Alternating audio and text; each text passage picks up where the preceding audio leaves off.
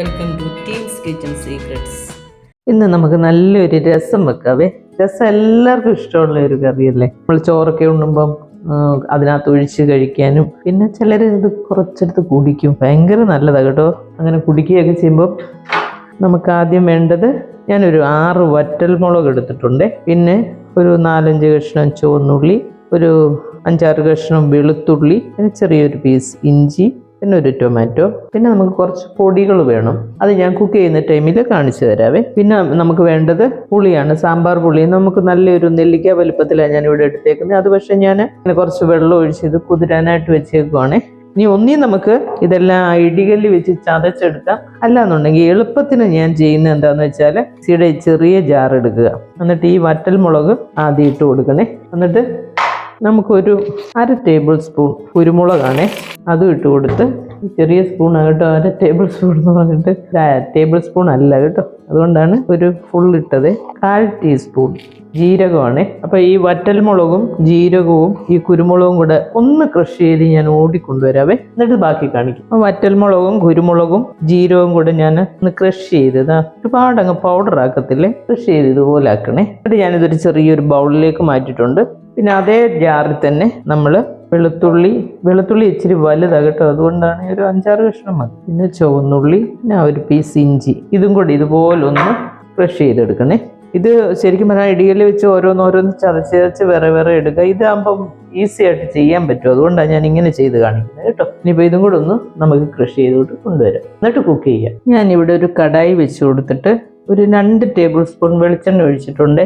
അതിലേക്ക് നമ്മൾ സ്വല്പം ഉലുവ, 5-6 ഉലുവയുള്ളേ, ഒരുപാടാകണ്ട. പിന്നെ കുറച്ച് കടുകും കൂടെ ഇട്ട് കൊടുക്കണേ. ഇത് നന്നായിട്ടൊന്ന് പൊട്ടി വരണം. പൊട്ടുന്നതിന് മുമ്പ് ഒന്നും എടുത്തിട്ട് കൊടുക്കരുതേ. ആ പൊട്ടി അതിൻ്റെ ആ ഒരു ഉലുവയുടെയും കടുകിൻ്റെ ഒക്കെ ആ ഒരു ഫ്ലേവർ ആ എണ്ണയിലോട്ട് വരണം. ഞാൻ ആ വെളുത്തുള്ളി, ചുവന്നുള്ളി, ഇഞ്ചി ഇത് ഞാൻ ഇതുപോലെ ഒന്ന് ചതച്ച് വെച്ചിട്ടുണ്ട്. അത് നമുക്ക് ഇങ്ങോട്ട് ഇട്ട് കൊടുക്കാം. ഫ്ലെയിം അധികം കൂട്ടി വെക്കരുതേ, ഒന്ന് കുറച്ച് വെച്ചിട്ട് ഇതൊന്ന് വഴറ്റിയെടുക്കണം. ഇതിനകത്തിട്ട് രസമൊക്കെ എല്ലാവർക്കും ഇഷ്ടമായി. ഗ്ലാസ്സിലോട്ട് എടുത്തിട്ട് കുടിക്കാൻ നല്ല സുഖമാണ് അത് കുടിച്ചു കഴിയുമ്പോൾ. കാരണം ഇതിനകത്ത് എത്ര ചേരുവകളും നമ്മൾ ചേർക്കുന്നുണ്ടെന്നറിയോ? വെളുത്തുള്ളി, ചുവന്നുള്ളി, ഇഞ്ചി, വറ്റൽമുളക്, കുരുമുളക്, ജീരകം, മഞ്ഞൾപ്പൊടി അല്ലേ, അങ്ങനെ ഒരുപാട് ഒരു 10-11 സാധനങ്ങൾ ചേർത്തിട്ടാണ് നമ്മൾ രസം ഉണ്ടാക്കുന്നത്. പക്ഷെ ഇതിനകത്ത് അങ്ങനെ പ്രത്യേകിച്ചൊന്നും കാണാനില്ലാത്തതുകൊണ്ട് പെട്ടെന്ന് മനസ്സിലായില്ല ആർക്കും. ഇത്രയൊക്കെ സാധനങ്ങൾ ചേർത്ത്, പിന്നെ കായപ്പൊടി ചേർക്കുന്നുണ്ട്. അടിപൊളി സാധനമാണ് രസം കേട്ടോ. ആ എണ്ണയ്ക്കകത്തേട്ട് ഒന്ന് ഫ്രൈ ആക്കി എടുക്കണം. ഇതിലേക്ക് വന്നിട്ട് നമ്മുടെ ഈ കൃഷി ചെയ്ത് വെച്ചേക്കുന്ന വറ്റൽമുളക്, കുരുമുളക്, ജീരകം ഇതും കൂടെ ഇതിലേക്ക് ചേർത്ത് കൊടുക്കണം. ഫ്ലെയിം സിമ്മിലേക്ക് ആക്കിയേക്കണേ. ഒരു 1/4 ടീസ്പൂൺ മഞ്ഞൾപ്പൊടി വേണേ. പിന്നെ നമ്മൾ ഒരു 1/2 ടീസ്പൂൺ മല്ലിപ്പൊടി, പിന്നെ ഒരു 1/4 ടീസ്പൂൺ കാശ്മീരി ചില്ലി പൗഡറാണ്. ഇതും കൂടി ഇട്ട് നല്ല പോലെ ഒന്ന് വഴറ്റിയെടുക്കണം. എന്ന് വെച്ചാൽ ഭയങ്കര ഒരുപാട് സമയം വേണ്ട, 1 മിനിറ്റ് ഇങ്ങനെ ഒന്ന് ഇളക്കിയാൽ മതി. അപ്പോൾ ആ ഒരു എണ്ണ നന്നായിട്ട് ചൂടായി കിടക്കല്ലേ. പൊടികൾ എപ്പോൾ ഇട്ടാലും നമ്മൾ സിമ്മിലേക്ക് മാറ്റിയേക്കണേ.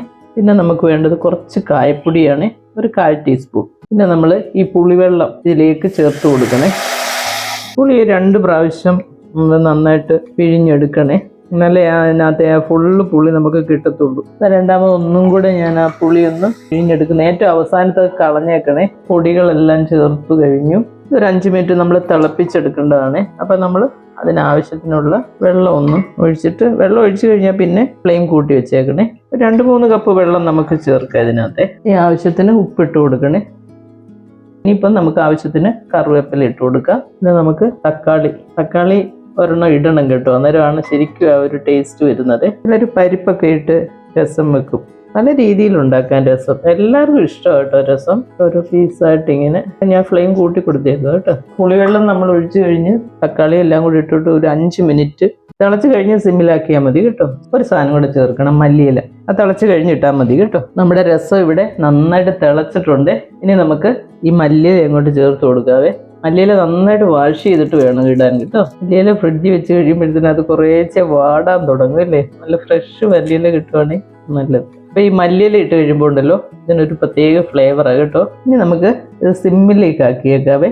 സിമ്മിൽ കിടന്ന് ഒരു 5-6 മിനിറ്റ് ഇത് തിളയ്ക്കണം. തിളച്ച് കഴിയുമ്പോൾ നമ്മുടെ രസം അന്നേരത്തേനും റെഡിയാവും ഇവിടെ കേട്ടോ. ഇനി ഒരു 6 മിനിറ്റ് കഴിയുമ്പോൾ നമുക്ക് നോക്കാം. ഞാൻ സിമ്മിൽ വെച്ചേക്കുക, സിമ്മിൽ കിടന്ന് വേണം, അല്ലെ പിന്നെ ഉണ്ടല്ലോ പെട്ടെന്ന് അതങ്ങ് അതിൻ്റെ വെള്ളം അങ്ങ് വറ്റിപ്പോകത്തേ ഉള്ളൂ. അപ്പോൾ നമ്മൾ സിമ്മിൽ വെച്ചിട്ട് അടച്ച് വെച്ചിട്ട് ഒരു 5-6 മിനിറ്റ് ആയി കഴിയുമ്പോൾ നമ്മുടെ രസം റെഡിയാവും. നമ്മുടെ രസം ഇവിടെ വെച്ചിട്ട് ഒരു 6 മിനിറ്റായേ. ടൊമാറ്റോ ഒക്കെ നന്നായിട്ട് വെന്തിട്ടുണ്ട്. മല്ലിയിലയുടെയും എല്ലാത്തിനും കൂടെ മണം ഇങ്ങോട്ട് വരുമ്പോഴത്തേക്കും പറഞ്ഞാൽ കുറച്ചെടുത്തൊന്ന് കുടിച്ച് നോക്കുക കേട്ടോ. അപ്പോൾ നമുക്കിനി ഒരു ബൗളിലേക്ക് ഇതങ്ങ് മാറ്റാവേ. അപ്പോൾ എല്ലാവരും ട്രൈ ചെയ്യുക.